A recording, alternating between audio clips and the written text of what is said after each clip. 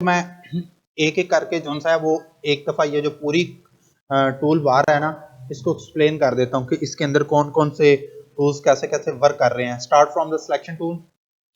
Okay, बहुत simple है। कोई भी मैं एक शेप ले लेता हूँ, for example this one. Okay जी, इसको सिलेक्ट करना है तो मैं इस सिलेक्शन टूल की मदद से इसको इजीली सिलेक्ट कर सकता हूँ और मूव कर सकता हूँ। अगेन वही जो हम ऑलरेडी पढ़ चुके हैं। इसके बाद है डायरेक्ट सिलेक्शन टूल।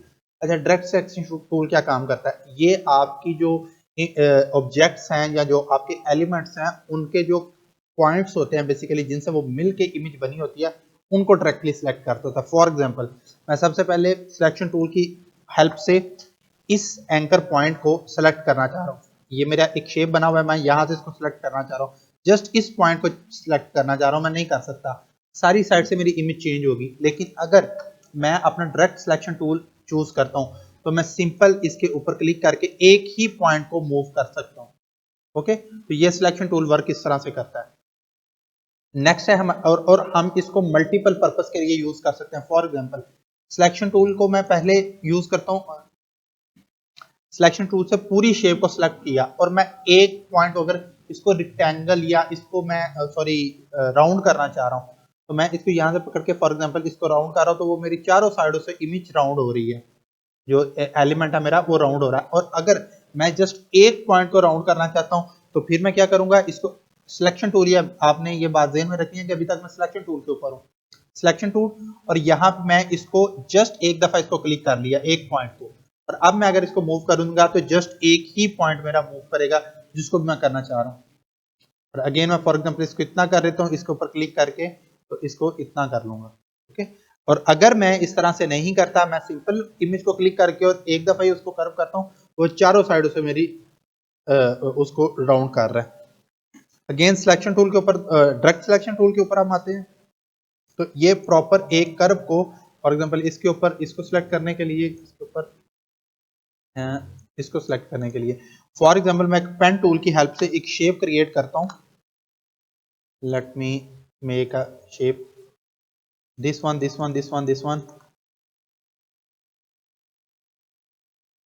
मेरे पास एक शेप है।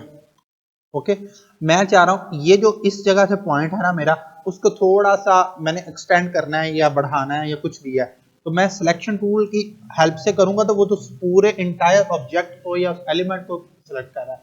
मैं अपने डायरेक्ट सिलेक्शन टूल से किसी भी एंकर पॉइंट को पकड़ सकता हूँ। For example this one this one this one this one, किसी को, फॉर एग्जाम्पल मेरे पास यहाँ पे है ये एंकर, मैं इसको पकड़ा, मैं जैसे इसके ऊपर अपना होवर लेके जाऊंगा तो मैं इसको तो मैं इसको किसी भी पॉइंट से पकड़ के फॉर एग्जांपल दिस वन, तो इसको इजीली जो सा वो मूव करवा सकता हूँ, या कोई भी पॉइंट है मेरा मैं उसको चेंज कर सकता हूँ। लेकिन मैं सिलेक्शन टूल की हेल्प से ये काम नहीं कर सकता। सिलेक्शन टूल मुझे पूरा एंटायर ऑब्जेक्ट को सिलेक्ट करना पड़ेगा।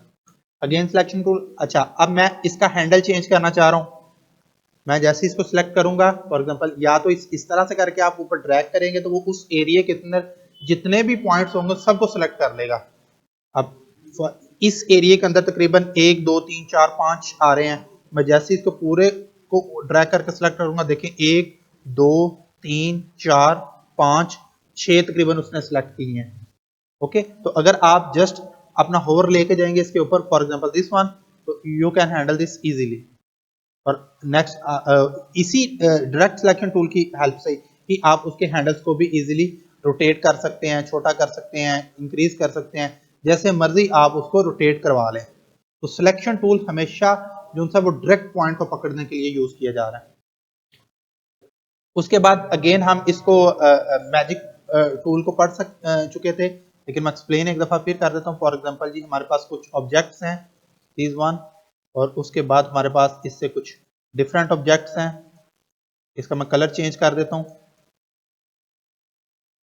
और इसका मैं this one this one this one this one this one and this one, और एक और ऑब्जेक्ट ले लेते हैं this one this one this one this one and this one. Okay जी, अब आप देखिएगा यहाँ पे कि मैजिक टूल की हेल्प से आप किसी एक ऑब्जेक्ट को, उसकी प्रॉपर्टीज को बेसिकली ये कॉपी करता है। या तो उसके सेम कलर्स होंगे, या उसका स्ट्रोक सेम होगा, या उसका जो उसकी राउंड शेप्स हैं वो एक जैसी होंगी, उनको सेलेक्ट कर लेगा। मैं ग्रीन पार्ट को, चले मैं इसको थोड़ा सा मॉडिफाई कर देता हूं।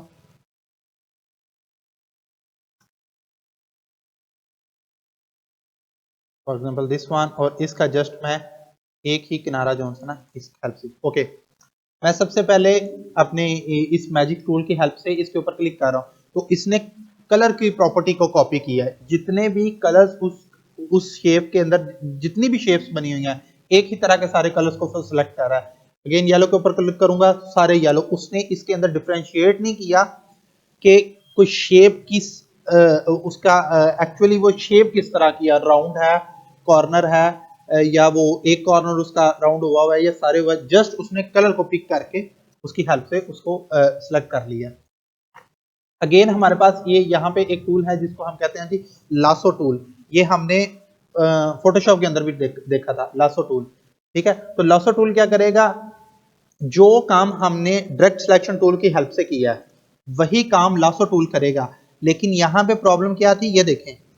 मैं अगर फॉर एग्जांपल बहुत कॉम्प्लेक्स को मेरा शेप है, मैं इन चीजों को अगर फॉर एग्जांपल यहां पे जितने भी पॉइंट्स आ रहे हैं मेरे जो एंकर पॉइंट्स हैं, मैं उन सब को सिलेक्ट करना चाह रहा हूं। लेकिन अगर मैं सिलेक्शन टूल की मदद से या डायरेक्ट सिलेक्शन टूल की मदद से करूंगा, तो आप देखिए मेरा बॉक्स ही बनेगा, बॉक्स बनेगा, रेक्टेंगल बनेगा, या कोई भी हम कस्टम शेप से नहीं उसको सिलेक्ट कर सकते। लेकिन अगर मैं लासो टूल की हेल्प से करूंगा, for example I select this one, और यहां से मैं उसको इजीली जैसे मर्जी घुमा शुमा के ये वाला पॉइंट भी सिलेक्ट करना है, ये वाला पॉइंट भी सिलेक्ट करना है, अपनी मर्जी के साथ उसे कस्टम जो पॉइंट्स हैं उनको सिलेक्ट करने की, उसने वो इस एरिया के अंदर जितने भी पॉइंट्स आए हैं उसने सबको सिलेक्ट कर लिया। ओके, अगेन हमारे पास पेन टूल है। पेन टूल के अंदर मुख्तलिफ पार्ट्स हैं। मैंने ये जो शेप है ये पेन टूल की हेल्प से क्रिएट की है।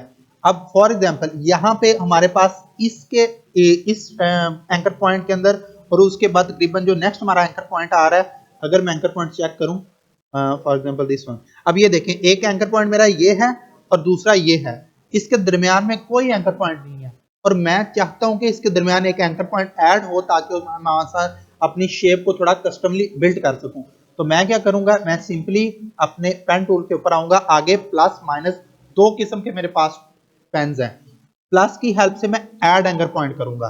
मैं जैसे प्लस के ऊपर क्लिक किया और अब मेरे पेन के साथ प्लस लिखा आ रहा है, तो देखें मैं इस लाइन के बिल्कुल ऊपर आके मैंने क्लिक करना है। अगर मैं कहीं पे भी साइड पे क्लिक करता हूं फॉर एग्जांपल दिस वन, तो वो उसको ऐड नहीं करेगा। तो I have to make sure कि मैं बिल्कुल लाइन के ऊपर हूं। मैं जैसी लाइन के ऊपर देखें आ रहा हूं, मैं जरा जूम करता हूं, ये देखिए यहां पे मैं लाइन के ऊपर नहीं हूं।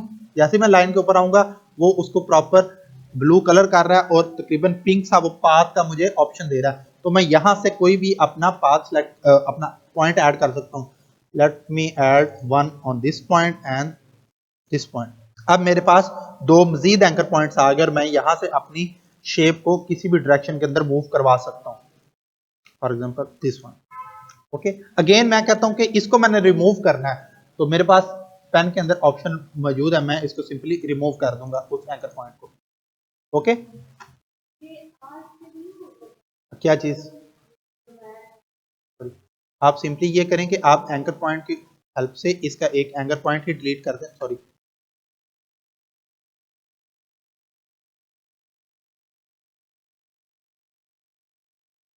वो कंप्लीट पार्ट डिलीट हो रहा है।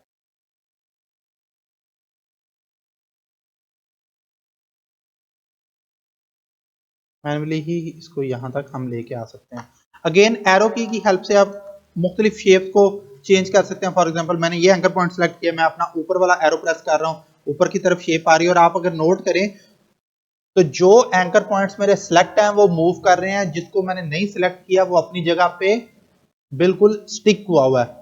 तो मैं फॉर एग्जांपल इसको मूव कर रहा हूं, तो वो जो पीछे वाला एंकर पॉइंट है ये देखें ये अपनी जगह पे मौजूद है, ये नहीं मूव करेगा, हम सिर्फ उसी को मूव करवा सकते हैं। नेक्स्ट है हमारा जी लाइन टूल। टेक्स्ट टूल हमारा ऑलरेडी क्लियर है। टेक्स्ट टूल की, अच्छा टेक्स्ट टूल की सॉरी काफी ज्यादा प्रॉपर्टीज हैं। एक शेप है, मैं यहां पे आ जाता हूं, फॉर एग्जांपल दिस वन, या राउंड कर लेते हैं।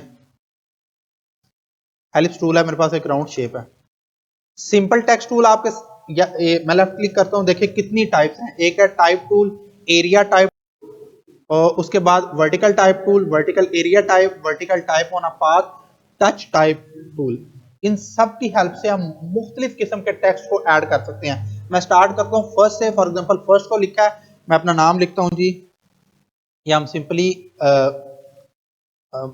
सेंटर का नाम लिखते हैं, टी प्रेस करके मैं उसके DSC APC सॉरी PC एक नाम आया। ओके, मैं चाह रहा हूं ये जो नाम है ना, ये इस पूरे स्फीयर के गिर्द राउंड करे। अक्सर आपने लोगोज इस तरह के देखे होंगे जो उसके गिर्द राउंड कर रहा होता है। तो मैं यहाँ पे अपने टेक्स्ट टूल की मदद से, ये देखिए, type on a path tool. Path tool का मतलब है कि जो रास्ता हम डिफाइन करेंगे सिर्फ उसी के ऊपर वो टेक्स्ट रहेगा, वो इधर उधर नहीं जाएगा। तो मैं जैसे इसको सिलेक्ट कर रहा हूँ, फॉर एग्जांपल दिस वन, और ये देखें मेरे वो जो होवर है या कर्सर है उसके गिर्द एक लाइन भी बन चुकी है, अगर आपको नजर आ रही हो। तकरीबन इस तरह की एक कर्व सी लाइन है। तो मैं जैसे ही इस टूल की मदद से लिखना शुरू करूंगा, ये देखें मैं इस के पास लेके आया, पाथ के पास, पाथ के ऊपर मैं जस्ट क्लिक करूंगा तो वो उसके गिर्द मेरा एक डमी टेक्स्ट क्रिएट कर। अब मैं जो मर्जी यहाँ पे टेक्स्ट इजीली लिख सकता हूँ, तो वो उसी के गिर्द उसको रोटेट करेगा। अगेन इसका साइज आप छोटा कर सकते हैं उन्हीं टूल्स की हेल्प से। जो करेक्टर टूल है हमारा, कहाँ पे है ये करेक्टर टूल, इसकी मदद से आप उसका टेक्स्ट छोटा कर सकते हैं, चेंज कर सकते हैं। फॉर एग्जाम्पल इतना मैं इसको चाह रहा हूँ कि, अच्छा अब आप यहाँ पे नोट करें, मैंने जो स्फीयर बनाया था वो स्फीयर खत्म हो चुका है क्योंकि हमने उसके ऊपर एक टेक्स्ट ऐड कर दिया पाथ दे के। तो मैं अब इसको रोटेट कर सकता हूँ हेल्प से। फॉर एग्जांपल दिस वन मुझे यहाँ पे लग रहा है, या इसके डिफरेंट ये हैंडल्स भी होते हैं, आप यहाँ से भी इसको कर सकते हैं, लेकिन ये आपके लिए भी काफी मुश्किल होगा यहाँ से करना, तो मैं मैन्युअली यहीं से भी कर लेता हूँ दिस वन। अगेन नेक्स्ट कौन सा है हमारा, area type tool. For example इस एरिया के अंदर ये जो बॉक्स है, या ये इसको कर लें, मैं इसको थोड़ा सा इंक्रीज कर देता हूँ। मैं चाह रहा हूँ मेरा टेक्स्ट सिर्फ इसी बॉक्स के अंदर लिखा जाए, मैं इसका स्ट्रोक खत्म कर देता हूँ। ओके, और या मैं एरिया जैसे इसके ऊपर क्लिक करूंगा, सॉरी ये देखें स्ट्रोक के ऊपर, तो वो उसी शेप के अंदर ही मेरा सारा टेक्स्ट लिख रहा है।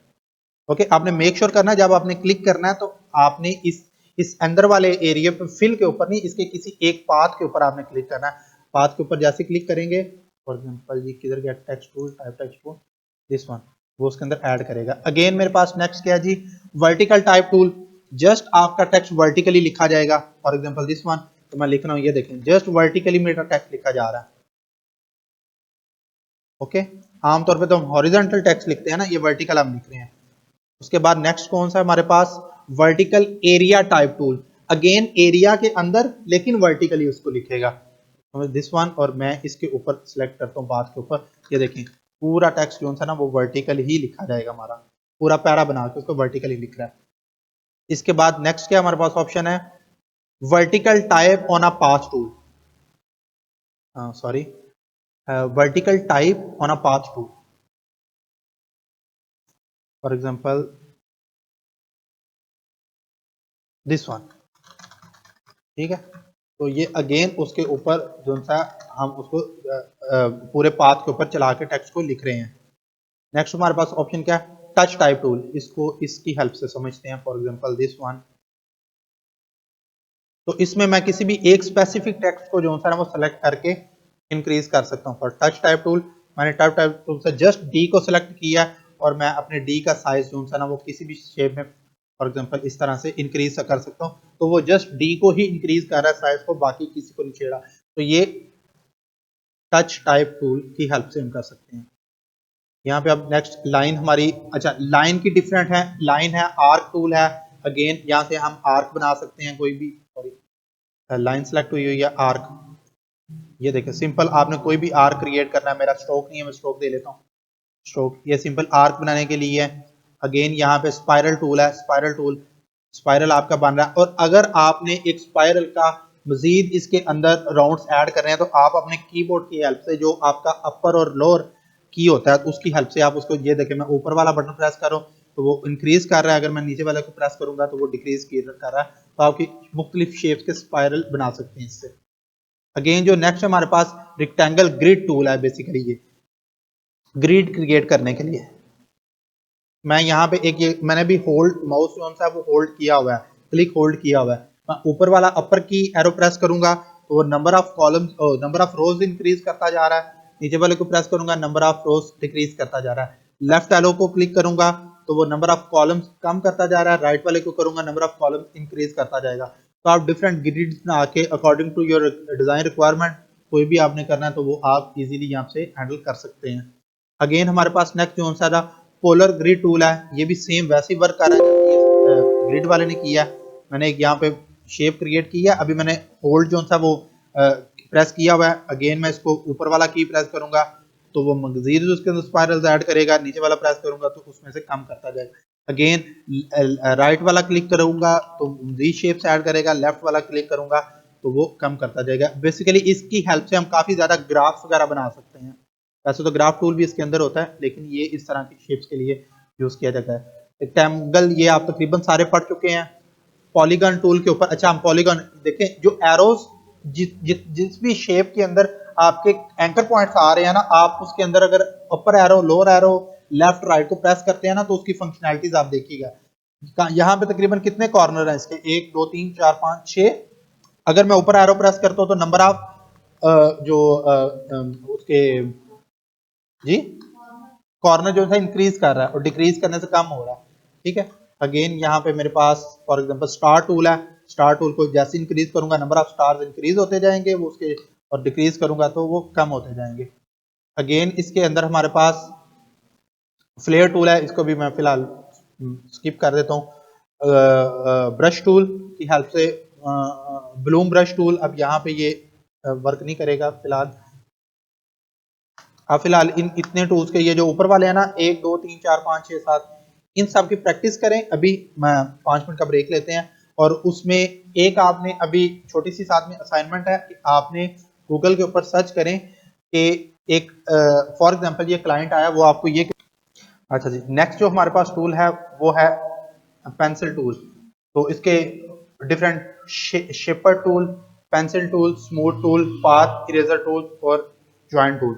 ये बहुत आसान है। फॉर एग्जांपल शेपर टूल क्या है कि आप एक शेप क्रिएट करते हैं पेन टूल की मदद से या माउस की मदद से। फॉर एग्जांपल मैं एक स्फीयर क्रिएट करना चाहता हूँ, उसका डायरेक्ट ऑप्शन तो ये है ना कि मैं यहाँ से जाके इसको सिंपली एक इस तरह का डिजाइन बना लूँ, लेकिन मेरे पास यहाँ पे भी एक ऑप्शन मौजूद है कि मैं इसको तकरीबन इस तरह से एक स्फीयर क्रिएट करूंगा तो वो स्फीयर बना देगा। तो ये काफी हेल्प आउट करता है आपको। मैं एक रेक्टेंगल बनाना चाहता हूँ, मैं एक तकरीबन इस तरह से करके रेक्टेंगल, वो मुझे बिल्कुल परफेक्ट रेक्टेंगल बना के देगा। तो अगेन मैं यहाँ पे फॉर एग्जांपल एक उस तरह का आप ये समझ लें कि अब हाँ ये शेप क्रिएट करनी है, तो मेरे पास क्योंकि अब माउस है, पेंसिल होती तो कुछ फॉर एग्जांपल बैट है, बैग है, कुछ तरह की चीजें आपने क्रिएट करनी है तो वो इजीली क्रिएट हो जाती है। ओके जी। इसके बाद हमारे पास पेंसिल टूल है, अगेन वही पेन टूल की तरह, लेकिन पेन क्योंकि हैंडल्स की मदद से काम करता है, पेंसिल सिंपल आपकी पेंसिल की तरह काम करती है।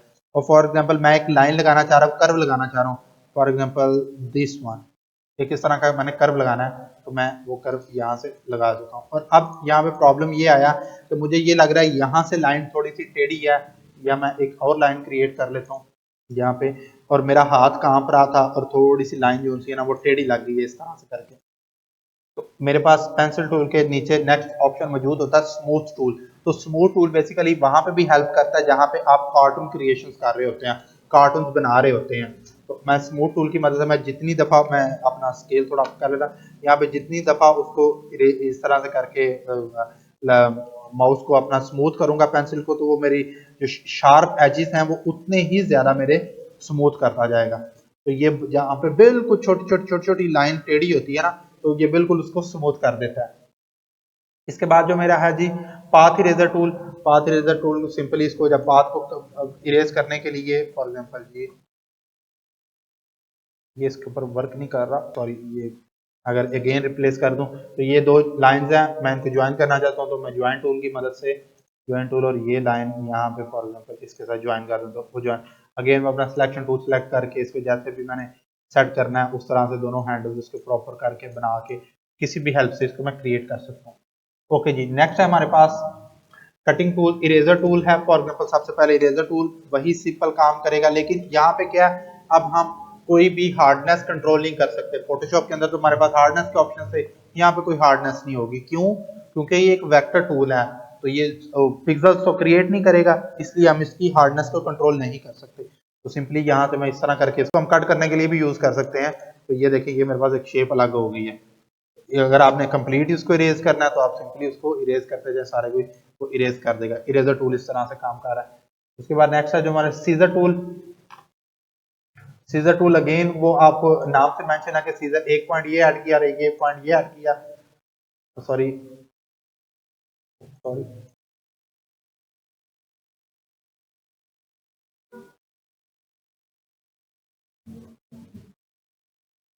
हाँ बिल्कुल इसी तरह का काम कर रहा है। सीजर टूल बेसिकली क्या है, आप दो शेप्स की एंकर पॉइंट्स लगा के और उसको ऑटोमेटिकली कट कर सकते हैं। फॉर एग्जांपल जी मैं कट करना चाह रहा हूँ इस शेप को, यहाँ से एक पॉइंट ऐड कर, क्योंकि मेरी शेप ऑलरेडी कट है, मैं एक नई शेप या किसी और को ले लेता हूँ, इसको ले लेता हूँ।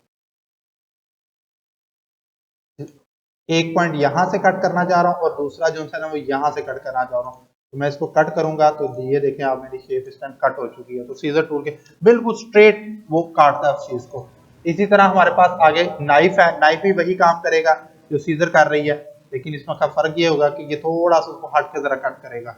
वो बिल्कुल स्ट्रेट कर रहा था, यहाँ पे आप इसकी हेल्प से कोई भी कस्टम आप कट कर सकते हैं। फॉर एग्जाम्पल इस तरह का मैंने एक शेप क्रिएट करनी है तो मैं उसको कट आसानी से आसानी के साथ जो है ना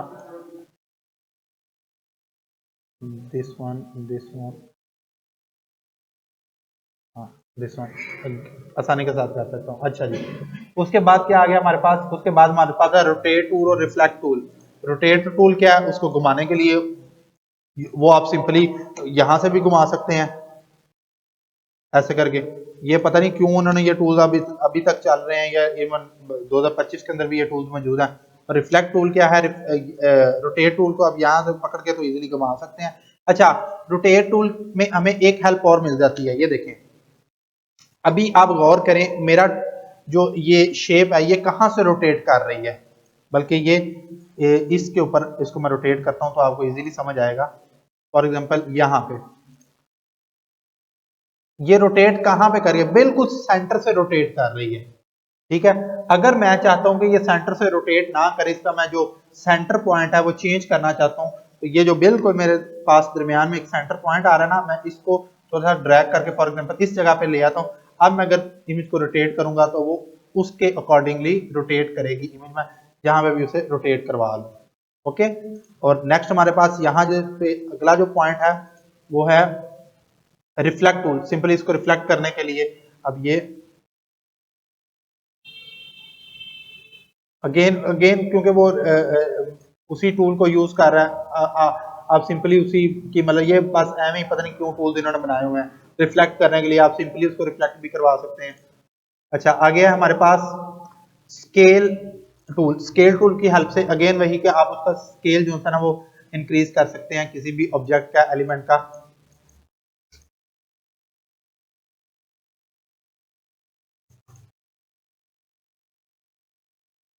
तो फॉर एग्जांपल दिस वन, मैं इस ऑब्जेक्ट का स्केल इंक्रीज कर रहा हूँ, तो ये करने की बजाय आप सिंपली जाएंगे तो स्केल इंक्रीज कर सकते हैं दिस वन। ठीक है, तो लेकिन मुख्तलिफ पर्पसेस के लिए वो यूज होते हैं। उसके बाद हमारे पास जो है ना वो शेयर टूल है। शेयर टूल क्या करता है कि ये पर्सपेक्टिव चेंज करके उसको करवाता है। फॉर एग्जांपल दिस वन, मैं एक शेप ले लेता हूँ दिस वन। अब मैं ये चाह रहा हूँ ये थोड़ी सी टेढ़ी, जैसे हम आमतौर पे इटैलिक फॉन्ट्स हमारे होते हैं उसकी हेल्प से इसको मैं करना चाहता हूँ। तो मैं इसको सिलेक्ट करके और यहाँ पे शेयर टूल की हेल्प से फॉर एग्जांपल सॉरी मेरा जो सेंटर पॉइंट है वो चेंज हो गया था।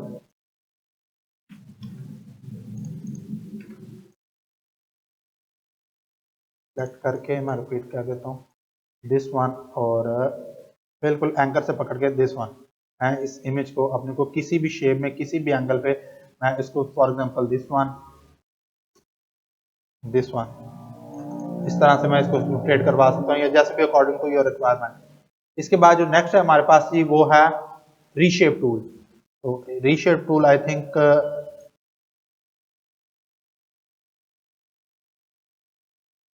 क्योंकि ये मैं टूल्स खुद बहुत कम यूज करता हूँ इसलिए मुझे इसका ना थोड़ा सा आइडिया नहीं हो रहा कि ये किस पर्पस के लिए है। उसके बाद हमारे पास अगेन ये देखें आपके पास वाइट टूल, रैप टूल, ये जितने भी टूल्स हैं ये सारे इनके ऊपर अप्लाई होंगे। मैं किसी के ऊपर भी अप्लाई करके आपको दिखा देता हूँ। फॉर एग्जांपल ये मेरे पास अगेन एक शेप है, मैं यहाँ से रैप टूल चूज करता हूँ तो इसको इजीली रैप कर सकता हूँ इस तरह से करके किसी भी शेप। अगेन उसको अपने पॉइंट को कितना छोटा रखना चाह रहा हूँ, और यहाँ पे ये ट्विरल टूल है, आई थिंक इसका नाम क्या है, अगेन इसके ऊपर अप्लाई करते हैं। फॉर एग्जाम्पल ये देखें जी, तो ये उसकी शेप एक उसने क्रिएट कर दिया, ये देखें, ये इसी को बेसिकली उसने ऐड किया। अगेन इसकी मदद, ये आप सारे टूल्स अप्लाई करके देखें तो आपको आइडिया हो जाएगा। अब इसकी हेल्प से करते हैं तो सॉरी, ये देखें, आप उसको प्रेस करें तो मुख्तलिफ शेप्स ये क्रिएट करता है आपके लिए। अगेन ये सारे टूल्स इसी तरह से वर्क कर रहे हैं। उसके बाद हमारे पास जो है ना वो फ्रेम ट्रांसफर टूल और पपेट रैप टूल है। पपेट रैप टूल कैसे काम करता है इसको भी यहाँ पे हम अप्लाई नहीं कर सकते फिलहाल, ये इतने ही आपके लिए टूल्स काफी हैं। और बाकी ये ग्राफ टूल है, हाँ ये इंपॉर्टेंट है। आपने जो आमतौर पे हम मुख्तलिफ एलिमेंट्स देखते हैं, ग्राफ बनाते हैं, वो इन सब की हेल्प से आप ग्राफ क्रिएट कर, मैं एक छोटा सा आपको ग्राफ क्रिएट करके यहाँ पे दिखाता हूँ। लेट्स सपोज दिस वन, और ये column graph tool, stack column, ये डिफरेंट टाइप्स होती है। अगर आपने पावर पॉइंट किया हुआ है तो उसके अंदर आपको ये सारे ग्राफ्स के ऑप्शन मिलते हैं। सॉरी, पावर पॉइंट कह रहा हूँ, दूसरा एक्सेल के अंदर ये सारी ऑप्शन मौजूद होते हैं। मैं एक सिंपली ग्राफ टूल ऐड करना चाह रहा हूँ तो मैं यहाँ पे ग्राफ टूल ऐड करता हूँ। ये देखें, ये number of columns and number and rows के ऊपर काम करता है, जैसे हमारे मैथ्स की बुक के ऊपर अक्सर वो बने होते हैं। सॉरी, ठीक है। तो ये क्या है हमारे पास, ये हमारा इसको एक्स एक्सिस कहेंगे और इसको वाई एक्सिस कहेंगे। तो ये यहाँ पे आप वैल्यूज ऐड करके इसको बेसिकली इसको भी रहने देते हैं, मैं आपको डिटेल में ये करवा दूंगा जब हम ग्राफ का कोई प्रोजेक्ट करेंगे ना। लेकिन ये आप सिर्फ समझ लेंगे, यहाँ से हम ग्राफ बना सकते हैं मुख्तलिफ शेप्स के। ये लाइन ग्राफ है हमारे पास, जो लाइन की शेप के जो ग्राफ्स होते हैं। यहाँ पे अभी कोई पैरामीटर नहीं है तो मैं आपको गूगल के ऊपर जस्ट दिखा देता हूँ कि किस शेप के लाइन, जब प्रॉपर हमारे पास वैल्यूज होंगी ना तो फिर जरा बनाना आसान हो जाएगा। लाइन ग्राफ, ये देखें जी, ये लाइन ग्राफ्स इस तरह के होते हैं, अक्सर आपने बुक्स में भी बने देखे होंगे ग्राफ, ठीक है। इस तरह जो दूसरा है जी ग्राफ चार्ट, जो पहले वाला मैंने किया था, वो इस तरह के ग्राफ जो बने होते हैं, इस तरह के ग्राफ्स बनाने के लिए यूज होता है। और अगेन उसके अंदर क्या है जी, स्टैक है, लाइन है, ये एरिया ग्राफ टूल, इनके सबके नाम आप एक दफा लिख के देख लेना। एरिया ग्राफ, तो ये देखें इस तरह का कुछ स्पेसिफिक एरिया नोट करने के, मतलब उसके डाटा पॉइंट, ये बेसिकली जब कुछ डाटा प्रेजेंट करना होता है तो उसके हवाले से जब कोई कैटलॉग आप बना रहे हैं या कोई ब्रोशर बना रहे हैं तो उसको शो करने के लिए ये इस्तेमाल होते हैं। ओके जी, बाकी तकरीबन उसी तरह के ये मूव टूल है, ये जूम करने के लिए है। अगेन मैं यही समझता हूँ कि ये है, इन्होंने फालतू टूल्स इतने बनाए हुए हैं। चलें जी, सबसे पहले आपने साइज मुझे क्या बताया उसका जी, 8.5/11 हमारे जो यूएस लेटर साइज है ना वो है तकरीबन। अच्छा जी, सबसे पहले मैं अपना रूलर जो है ना वो ऑन कर लेता हूँ, मुझे काफी हेल्प करेगा। और इसके बाद मैं इसको इंचेस के अंदर कन्वर्ट कर देता हूँ, जो मेरा पैरामीटर है, क्योंकि मैंने इंचेस के अंदर साइज लेना है। और उसके बाद जो विड्थ है वो इसकी होगी 11, सॉरी कंट्रोल Z हो गया सारा कुछ और रीडू हो गया। मैं अपने आर्टबोर्ड को ले रहा हूँ, आर्टबोर्ड का जो विड्थ होगी वो होगी 11 और जो हाइट है वो है उसकी 8.5, ठीक है। अब हम बेसिकली इसको 3 पैनल्स के अंदर कन्वर्ट करेंगे। और मैं अगर यहाँ पे ट्राइपॉड बल्कि आपके सामने ऊपर शो भी करवाता हूँ, ट्राइपॉड, इसमें एक छोटा सा टेक्निकल पार्ट है जो मैंने आपको समझाना, बाकी तो सेम ही है। ट्राइपॉड ब्रोशर साइज, अगर आप गौर से देखें इस ट्राइपॉड को, एक ये है और एक ये है, इस यहाँ से आपको इजीली समझ आएगी।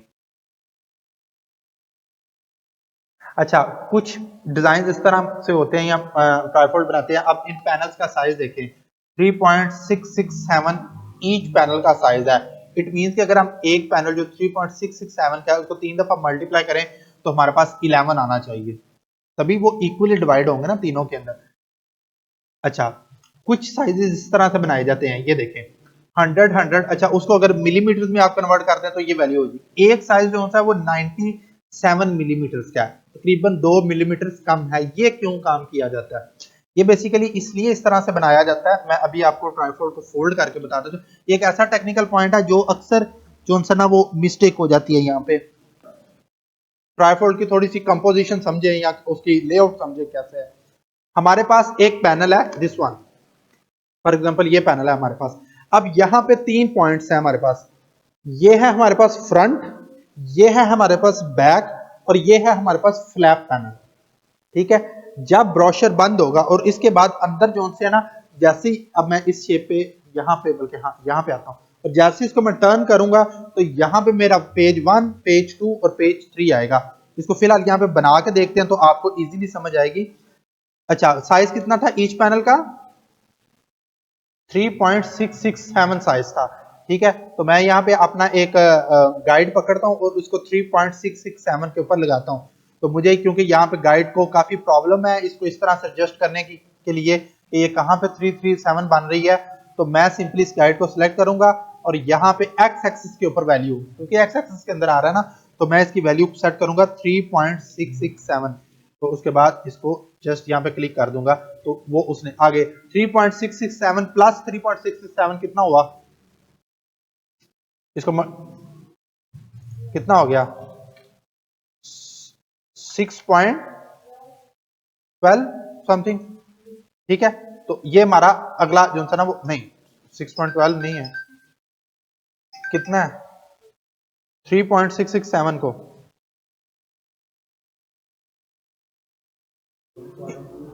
जी, ये ना 3.667 को एक दफा प्लस करें 7.21। अब आप इसको गौर से देखें कि मेरे ये 2 पैनल्स क्रिएट हो गए हैं और इसके अगला मैं पैनल जो क्रिएट करूंगा अगेन ये कितना 7.12 आया। 7.12 प्लस 3.667 करें तो क्या आएगा? ये फ्रंट है, ये बैक है, और this one is a flap section. और अगेन मैं इसकी कॉपी क्रिएट कर रहा हूं। सिंपल आर्टबोर्ड के ऊपर जाऊंगा और मेरा आर्टबोर्ड एक्टिव हो जाता है, ऑल्ट प्रेस करूंगा और सिंपल इसकी नीचे कॉपी ले आऊंगा, दैट्स ऑल। और इसके बाद इसका नाम रखेंगे जी 1, इसका नाम रखेंगे 2 और इसका नाम रखेंगे 3। तो ये हमारा कंटेंट इस तरह से जाएगा। अब हमें क्लाइंट ने कंटेंट दिया हुआ है कि एक हायरार्की है, एक सीरीज है, तो हमारा फ्रंट यहाँ पे डिजाइन होगा, उसके बाद जो कंटेंट आएगा सबसे पहले यहाँ पे आएगा नंबर 1 के ऊपर, उसके बाद नंबर 2 के ऊपर, उसके बाद नंबर 3 के ऊपर, और उसके बाद फ्लैप सेक्शन पे जाएगा, उसके बाद हमारा बैक पेज आ जाएगा। क्यों ये देखें फ्रंट अब बिल्कुल इसी को इस तरह से रखते हैं, फ्रंट बैक की तरह ये हमारा तकरीबन इसी तरह का बन रहा है। अगर मैं यहाँ पे इसको जस्ट दिस वन है जी फ्रंट बैक, ये देखिए मेरा फ्रंट फोल्डर है, मैं इसको ऐसे जैसे क्लोज करूंगा तो ये मेरा बैक फोल्डर हो जाएगा। ये मेरा फ्लैप सेक्शन है, अब मैं यहाँ पे आ जाता हूँ, इसको मैं इसके अंदर जस्ट ऐसे करके फ्लैप कर दूंगा तो ये मेरा फ्रंट बन गया, ये मेरा बैक बन गया और ये मेरा फ्लैप अंदर चला गया। तो जब वो कंटेंट पड़ेगा, और ये मेरा 1 2 3 है, 1 2 3 ये है 1 2 3, जब वो ब्राउजर पड़ेगा तो वो हमेशा ऐसे ही पड़ेगा ना, पहले फ्रंट है, फ्रंट से ओपन करेगा, इट मींस के फ्रंट के बिल्कुल अंदर सारी वाली साइड में हमारा पेज 1 है, दिस वन, और उसके बाद पेज 2 और पेज 3। आई थिंक ये मिस्टेक हुई है, ये 1 यहाँ पे आना है, ये 2 और ये 3 इस तरह से जाएगा। ठीक है, और उसके बाद लास्ट में हमारा फ्लैप सेक्शन आएगा वो वाला, और उसके बाद हमारा बैक सेक्शन आएगा ये वाला। तो ये ट्राइफोल्ड इस तरह से डिजाइन किया जाता है। तो ये मैंने आपके सामने एक ट्राइफोल्ड बनाया, आप इस पे प्रैक्टिस स्टार्ट करें इलस्ट्रेटर के अंदर। मैं एक आपको डिजाइन देता हूँ कि किस तरह का आपने डिजाइन करना है, तो उसको शुरू करें। तो आपने गाइड्स को एक दफा लॉक कर लेना है, मैं अगेन रिपीट कर नहीं था हुआ। यहाँ पे आप सिंपली इसको अनलॉक एक दफा कर देता हूँ, आप गाइड्स को अनलॉक गाइड्स, यहाँ से आपकी गाइड सेलेक्ट करके और आप इसको लॉक करेंगे गाइड्स को। अब ये मूव नहीं हो रही, और अगर आपने दोबारा इनको अनलॉक करना है तो लेफ्ट क्लिक करके अनलॉक गाइड्स करेंगे तो आप ये गाइड्स अनलॉक हो जाएगी। और अगर गाइड्स को आपने हाइड करना है तो अगेन आप लेफ्ट क्लिक करके हाइड गाइड्स करेंगे, या जो सिस्टम के ऊपर बटन मौजूद है गाइड कंट्रोल और जो सेमी कॉलन वाला बटन है उसकी मदद से आप अपनी गाइड्स को हाइड और शो कर सकते हैं।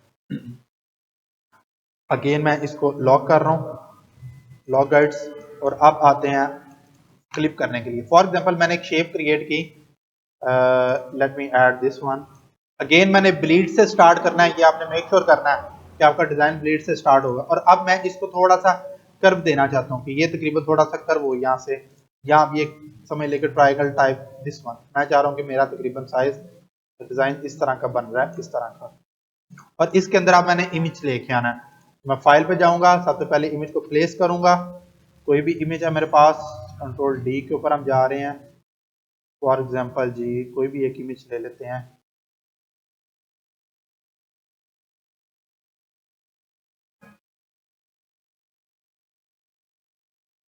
डाउनलोड्स के अंदर हमारे पास होंगी इमेजेस।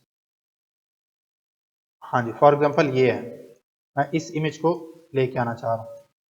ये देखिए, अच्छा यहाँ पे आपने मेक श्योर करना है कि जिस एलिमेंट के अंदर आपने उसको क्लिप करना है वो एलिमेंट आपका टॉप पे होना चाहिए, और जिसको क्लिप करना है वो बैक के अंदर होनी चाहिए। अब हमें इमेज को क्योंकि क्लिप करना है, इट मींस कि इमेज हमारी बैक पे होगी और जिसके अंदर करना है वो फ्रंट पे होगा। तो इसको करने के लिए क्या है, इसको हम बैक पे लेके जाएंगे। तो कंट्रोल और शिफ्ट प्रेस करके जो बड़ी ब्रैकेट है जहां से जो साइज है रेजर का वो कम होता है, उसकी मदद से वो बैकग्राउंड पे चली जाएगी। और अगेन इन मैं दोनों को सिलेक्ट करके और क्या प्रेस करूंगा, कंट्रोल 7 प्रेस करूंगा तो क्लिप हो जाएगी। अब आप देखें यहां पे आपने एक चीज मेक श्योर करनी है। अब मैंने इस अंदर वाली पिक्चर को मूव करना है, तो मैं कौन सा मूव टूल यूज करूंगा। मैं अगर इस सिलेक्शन टूल को मूव कर रहा हूं, आप गौर से देखिएगा, अगर मैं इसको मूव कर रहा हूं, देखने को तो ये तकरीबन यहां पे मूव होगी, मैं इसको कह रहा हूं यहां पे तकरीबन मूव कर दिया, लेकिन आप ये देखें ये तो मेरा पूरे का पूरा उसने वो जो पाथ बनाया था उसको मूव नहीं किया। तो मेरा पाथ जो था वो यहीं पे रहेगा जहां पे मैंने इसको रखा हुआ है। ये मेरा पाथ है ना, क्योंकि मेरा डिजाइन वहीं से स्टार्ट हो रहा है। मैं यहाँ पे अपना डायरेक्ट सिलेक्शन टूल यूज करूंगा। डायरेक्ट सिलेक्शन टूल से सबसे पहले इमेज के ऊपर क्लिक करूंगा तो इमेज ही सिलेक्ट होगा, वो जो मेरा क्लिप मास्क है वो नहीं। अब मैं इसको यहां से सेट करूंगा, यहां से सेट करो, again selection tool, direct selection tool से पहले मैंने उसको सेलेक्ट कर लिया और उसके बाद मैं थोड़ा सा इसका साइज इंक्रीज कर रहा हूं, तकरीबन दिस वन। तो इस तरह आप क्लिपिंग मास्क इजीली कर सकते हैं। ओके हो गया। ये बस आपने ध्यान में रखना है कि डायरेक्ट सिलेक्शन टूल को यूज करके इमेज अपना अंदर वाली जिधर मर्जी मूव करूं, मेरा जो पाथ है वो नहीं चेंज हो रहा। और अगर आपको लग रहा है, ये देखिए हम, अगर आपको लग रहा है कि नहीं यार मैंने ये जो इमेज है ना ये तकरीबन ये किनारा यहां से स्टार्ट होना चाहिए था, तो आपने अगेन क्या करना है, डायरेक्ट सिलेक्शन टूल ही आपका काम आएगा, डायरेक्ट सिलेक्शन टूल। लेकिन इमेज सिलेक्ट नहीं करना, जहां पे हमने तकरीबन अब ये जो पाथ है बिल्कुल यहाँ किनारे पे पाथ है, जैसे मैं उसके ऊपर होवर लेके गया वो देखें साथ में पाथ छोटा सा लिखा आ रहा है, तो मैंने पाथ को सिलेक्ट कर लिया। तो अब उसने मेरा पाथ ही सिलेक्ट किया और अब मैं इसको पाथ को ही बड़ा कर रहा हूं अपना, तकरीबन दिस वन। मेरा वो पाथ ही इंक्रीज हुआ कि यहाँ पे मैंने क्योंकि वो पॉइंट लगाया हुआ था। अब अगेन अगर मैं इसको चेंज करना चाहता हूँ तो यहाँ से आप पाथ कंट्रोल कर रहे हैं, लेकिन अगर मैंने इमेज को इंक्रीज करना है तो मैं इमेज को इंक्रीज कर पा रहा हूँ। ओके।